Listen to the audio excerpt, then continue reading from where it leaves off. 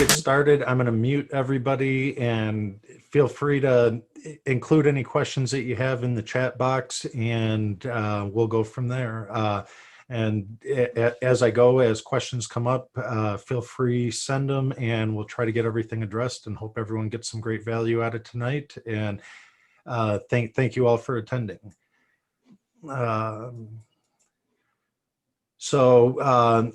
Let me switch. I'm going to go to a screen share, and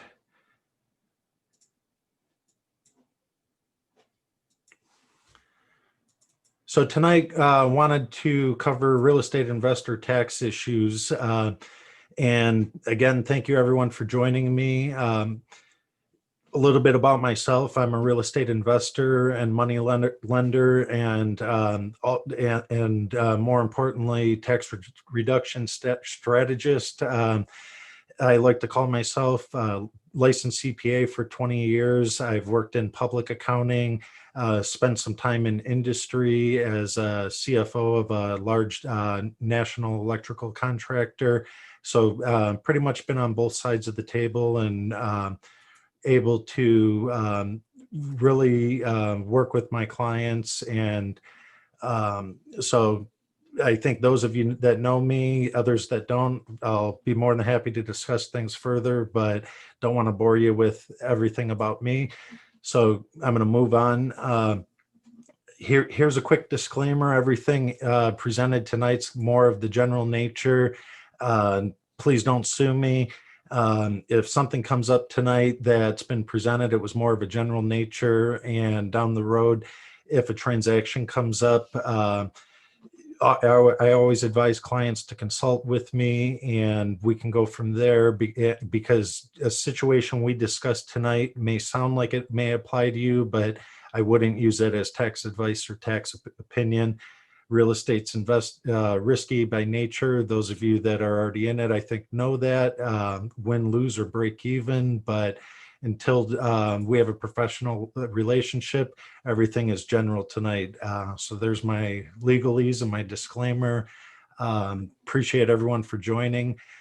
So some of the topics I wanted to cover tonight were tax deductions and good bookkeeping best practices for new investors, taxability of investment real estate owned personally versus through an LLC or an S corporation, 1031 exchanges historically have been a great tool for wealth creation and preservation, and then some of the possible changes with the tax law and the new administration in 2021 and beyond, and where I see things happening based on experience and some of the proposals that are out there right now. But first, one of the questions I get from a lot of investors is they're an investor. And those of you that know me and have talked with me, I really try to dive into what you're doing, because I think those of us that think we're investors, you might be a house flipper really in this area. What I like to call your active and ordinary income. We also have investors that are more of just the buy and hold landlords. They'll buy a rental property, put a tenant in it, and just collect rent. It's fantastic. Then there's also what I really call more of that investor portfolio slash speculator type investor that, let's say, is going to buy a vacant piece of property, hoping that the neighborhood is going to go at a future date. And the biggest thing is I always run into is real estate. It could be a home, a flip, a rental, speculative, because we're going to level the property. It's really all sticks and bricks and dirt, but where it comes on your tax return is really the biggest thing. And my job is really to work with my clients and those of you to be able to try to figure out which of these buckets it's going to go into. Those of you that are flippers or just buying houses, building houses, more on the construction side, are really going to fall into this category. Wholesalers that are on the call tonight. And that's really where the biggest question is. Problem with that, you're really running into more of the higher tax rates. and then also the self-employment tax. And then I always like to say, think of that your real estate as an inventoried asset, just like the clothing store shirts on the rack. That's what that real estate is. You might be adding value to it by improving it or renovating it.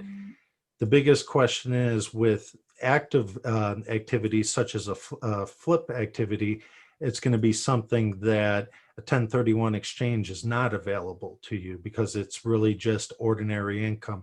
You're not going to depreciate the property. You're going to acquire that property and then add value to it, such as the improvements, your additional cost. That's going to be your cost. And then you're going to sell it maybe in the retail market to another investor somewhere. You're going to end up selling that property. And the biggest question is, you start a property in September of 2020, incur a substantial amount of costs, and then sell it in January 2021. Where do all those numbers fall?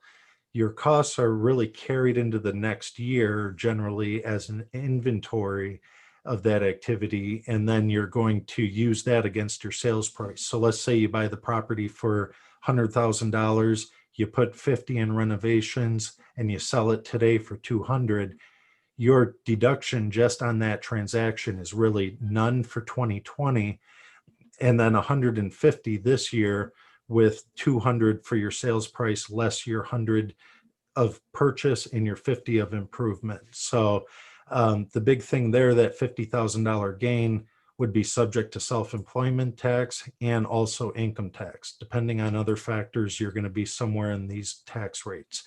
So proper planning, sometimes we can minimize or reduce those. And in that case, from an active ordinary person, your losses on the deal are not limited. So that same deal, let's say you put 150 into it, and something happens in the market, and you sell that property and for 100,000, you've lost 50,000. You're going to be able to take that $50,000 loss against other income. For those of you that maybe one spouse is working and the other is a full-time real estate person, those losses are great to offset your W-2 income. So really opens the opportunity. Those losses, though, could also offset your W-2 income from your management company. So as your investment portfolio and activities really start to get more complicated, how you structure things can have advantages. So more on the buy and hold. I think those of you that are familiar with rentals, this is on the rental side, real traditional Schedule E. On the entity return, those of you that are familiar, then the biggest thing is passive income and also passive losses. So for those of you that you're a W-2 investor, working a regular job, you might have a good W-2 job, you buy a few rental properties, and it's generating some losses from your improvements to that property, or your depreciation. Hopefully it's positively cash flowing, but you're going to end up with losses. The biggest thing is your rental income and loss is going to be ordinary, but you're going to be subject to limitations on that. And we'll get into that further. Quite often I get questions on real estate professional status. That can be utilized. But on the rental income loss side, so for instance, let's just say the husband's a full-time real estate landlord. You're generating $30,000 in losses on your rental activities. His wife makes $75,000, and in that case, they would be able to deduct $25,000 of their losses because they're not limited. If they make over 100,000, those passive losses become limited, and if they make in excess of 150, those losses are zero that they get to deduct. So let's say the husband is losing every year 35,000 on his 25 property rental portfolio because of depreciation and other deductions. and the wife makes 175,000 a year on a W-2. They're going to get their deductions, but it's going to be what's called a passive loss carry forward. That's really going to come into play because in their case, the question how aggressive they go with depreciation or some of their improvements is somewhat of an irrelevant point, because they have activities that, yes, we can make that loss greater, but they're not going to get a benefit. Those of you that find yourself in this situation, you're not going to lose those losses. You just don't get them today. When you sell a property, though, if you haven't aggressively depreciated it, your basis will be higher. In theory, your gain will be lower because you've depreciated it. And then when you do sell that activity, let's say next year, that same investor with the $35,000 passive loss carry forward sells a property at a $75,000 gain, that will free up those passive losses. So that's more what I call that W-2 landlord that, you know, has some rental properties, is making a substantial W-2, wanting to get into investment, and really looking at planning for those. When they sell properties to them, they could do a 1031, but they may not need to. They might want the gain on the sale to utilize some of their passive losses. So it's really with proper planning, you can minimize your taxable income if I know the facts. I like to work with clients more throughout the year if they have a property that they're looking to buy or sell. I actually had a call with a client today. They're closing on a property they're selling next week. They contacted me and at least able to walk through the transaction and some of the nuances there. There's more that we can do before you get to the closing table, whether you're buying or selling. Then there's a little less I can do after you've already sold it, but we're still in the year. If you call me in January 2021, there's not much I can do for 2020. So I like to have more of a proactive relationship with clients. And really, I think every investor really needs to, especially as things get more complicated, because as your business develops, you're also going to run into a situation once you start dealing with lenders. And yes, paying minimal tax is great, but having lower taxable income is tougher to get lending on until you have a great substantial rental portfolio. You can borrow on the asset. But if you're an active flipper and not making a decent living, it's tough to get funding when you flipped 10 houses last year and your records are showing that you only made $15,000. And when you have hard assets such as real estate, if you owned 20 properties, made $15,000, $20,000, you could probably still get a mortgage. And there's other opportunities as you grow. But that buy and hold investor, you have 1031s available, depreciation. Costs are going to be deductible when placed in service. And again, think of yourself just as that traditional landlord. Then I also get into the investor / portfolio. Think of Google stock. You're going buying a stock, waiting for it to appreciate. No different than buying a vacant parcel of land on a busy intersection. You're waiting for the day that I own it for 5 years and Starbucks is going to knock on my door and buy that property from me. And I paid $500,000 and they're going to offer me 1.2 million or whatever it may be. I think those numbers are a little bigger, but at least so everyone can conceptualize this.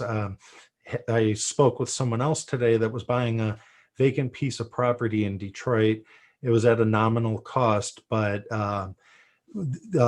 really their intent is to buy that property, own it for maybe 4 to 5 years, depending on the neighborhood, potentially develop it into a home, a strip mall, or just sell it at a profit. If I own it through my active flipping company, that's really an inventoried land, and I'd really hate to buy that property for $50,000, sell it for $150,000, make $100,000 on my investment, yes, I get to deduct my insurance and my property taxes, but I'm going to pay self-employment tax and ordinary income tax. That same activity, this is where using different entities to hold your real estate can make a difference, because the one thing to keep in mind, everything in the IRS says the taxpayer. The taxpayer is me, Frank, but it could be myself, my investment LLC, my flip LLC, my buy and hold real LLC. Um, I'm not one for overcomplicating things with too many LLCs, but this example of just buying some dirt that you're going to speculate is a perfect example. I would want to probably separate this activity in its own LLC and really hold it for long-term investment.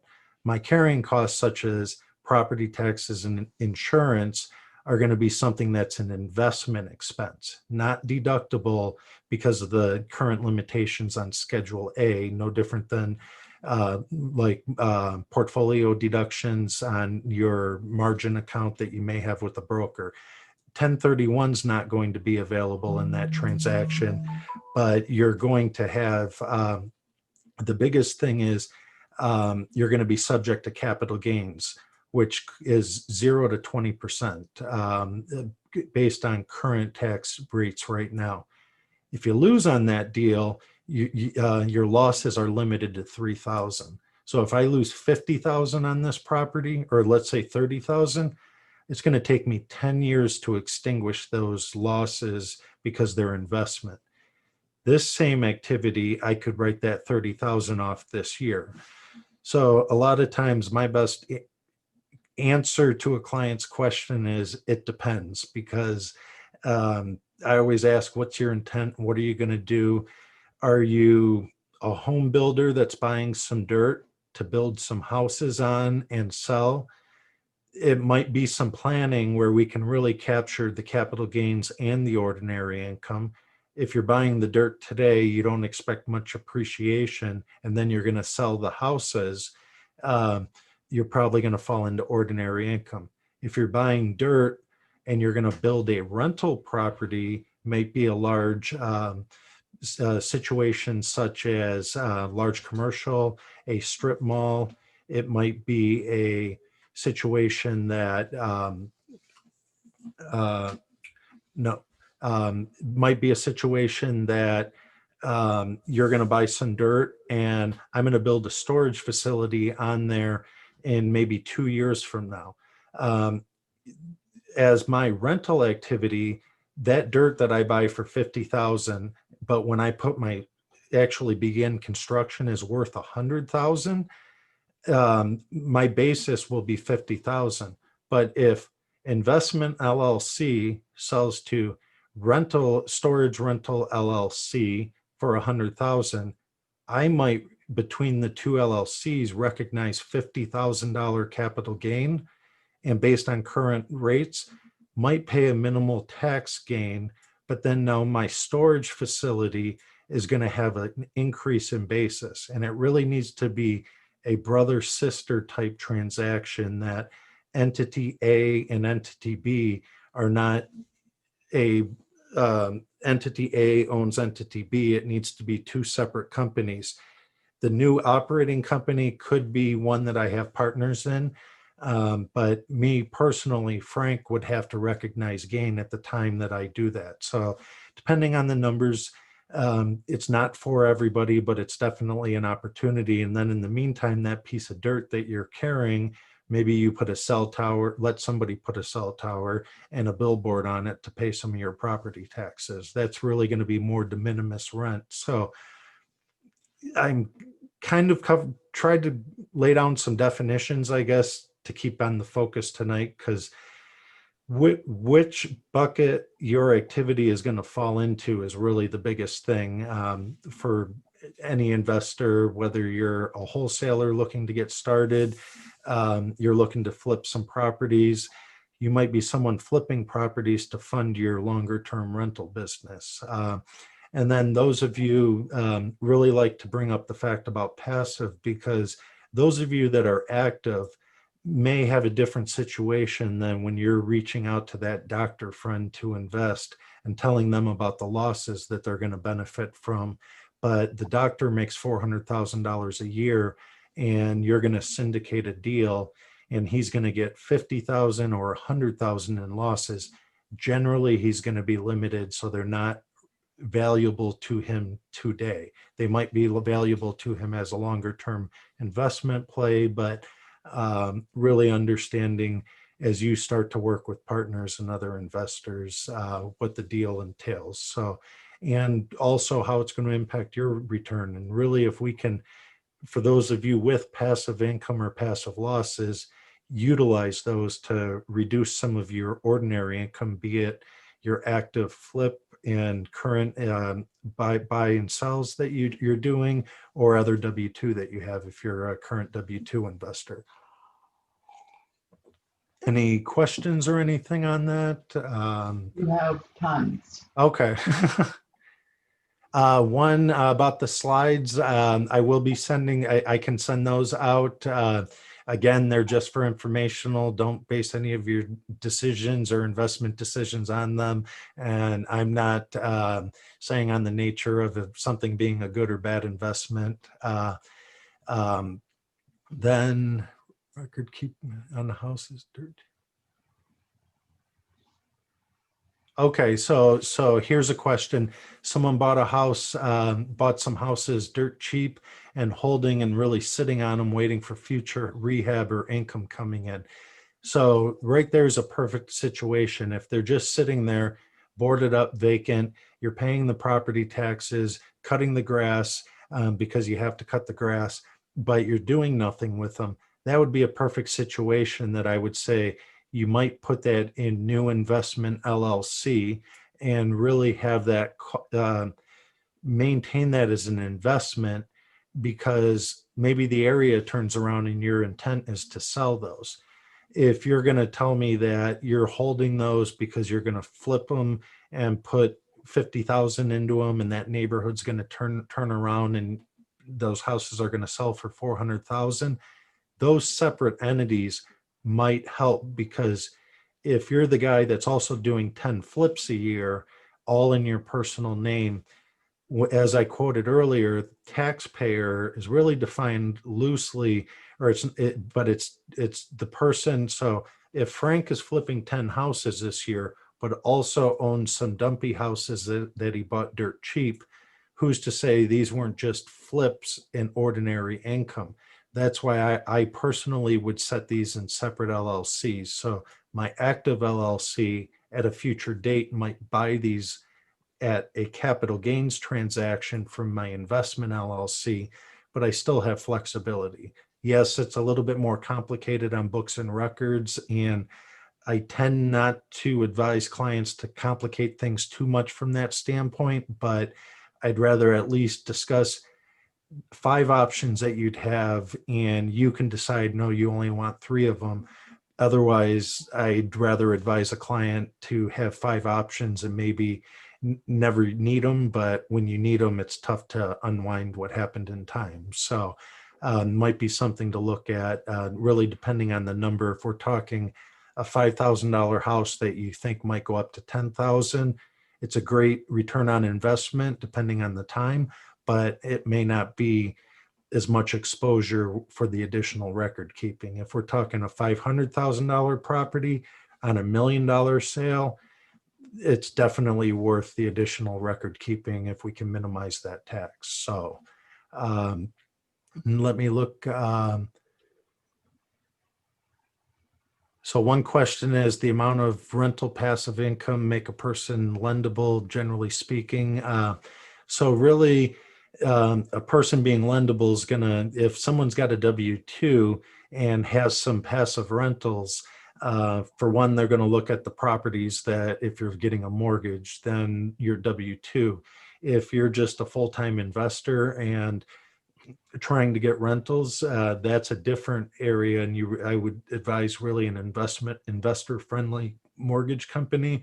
I'm not a mortgage broker, so can't really speak, and I've seen deals go through that I thought the person was never lendable, And I've seen ones that I thought the person could get money all day long and had a hard time getting it because of one reason or another. So again, really establishing those relationships with that lender on the front end. And also, I always stress having that good, solid tax return. A lot of times I get questions, what's the best refund you can get me? I don't know. I'm going to get you the right refund. I see tax returns quite often that I never could get the refund that they got because it's just flat out wrong. And I've not been able to do those. Other ones, if everything looks right, I usually, unless I see something wrong, there's circumstances that I might look at your return from last year, but you've been an investor for 10 years. It's hard for me to really say it was right or wrong at the time because of the facts and circumstances 10 years ago. You made certain decisions when you had a very strong or a very weak W-2, as you can see, impact different things. Or it may be just you didn't have the right advisor, but we could speak further on that, but really, I think having a strong, solid tax return that makes sense makes you lendable. If you're dealing with a private lender, for instance, if somebody can't put together a deal and tell me what their profit's going to be and show me some history on deals they've done, I may not be interested. Again, real estate's deal by deal, and who's going to have control? Do you want my money and you're going to have control, or are we going to be partners on it? Anything can be worked out in real estate. So in that case, you might be lendable if you give up control or a profit split. Anything can be done. And I think those of you on this call have seen some creative things that you probably never saw before you got into real estate. So I would like to add something. yes. I have a bookkeeping client that he is not currently a real estate investor, but he wants to be. And I've been helping him for a couple of years with his books, and he has never filed taxes. And I would advise anybody doing anything really, and this man is a grown man. He has never filed taxes. He is not living in the gutter, let's say, and he wants to borrow money from the bank, from the neighbor, from whoever. If there's anybody on here, and I'm thinking there's probably not anybody on this call that's not filing taxes, but just do it even if you're not making any money. Some people think that if they don't have to pay taxes because they didn't earn enough to pay taxes, that they don't have to file. You have to file, no matter if you made money or not. Right, Frank? Yes. I'm just, this could be your brother-in-law that isn't paying his taxes or doing his taxes, but just anybody listening.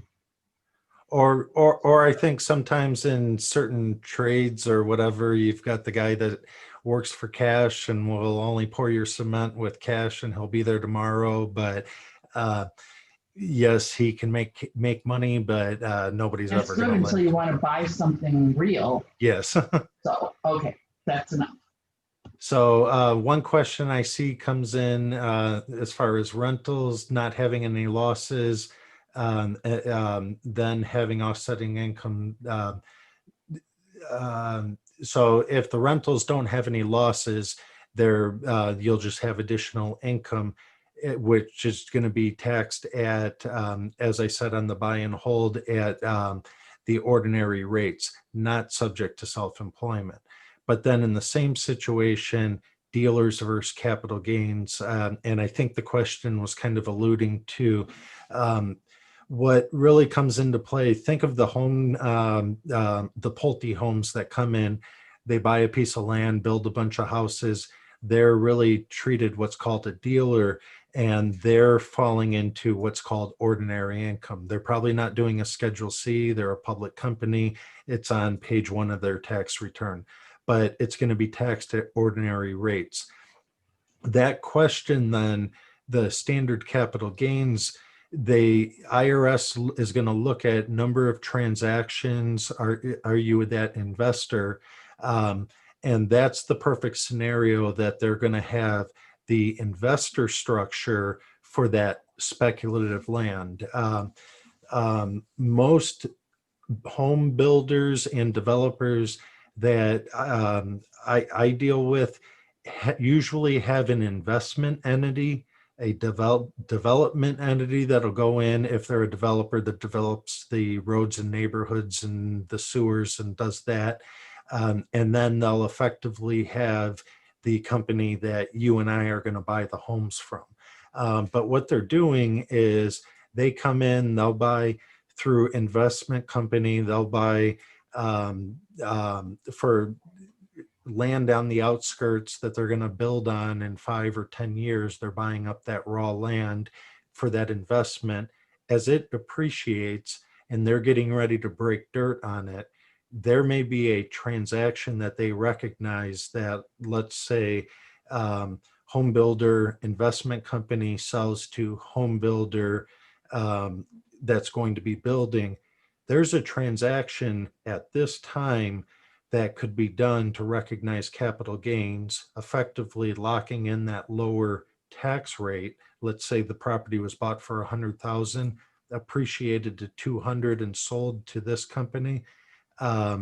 That's where then now the development that's building the homes has basis of 200 in that land, and really increased it by selling it from that brother sister scenario. This company is going to sell to this company, and they might be owned by a holding company. Then you run in, and that's where separate entities, this LLC's operating agreement would probably read something that investment or company is set up for the purpose of long-term investment in real estate, make no statement of developing or selling homes. This company here's operating agreement would probably limit them from buying any investment properties.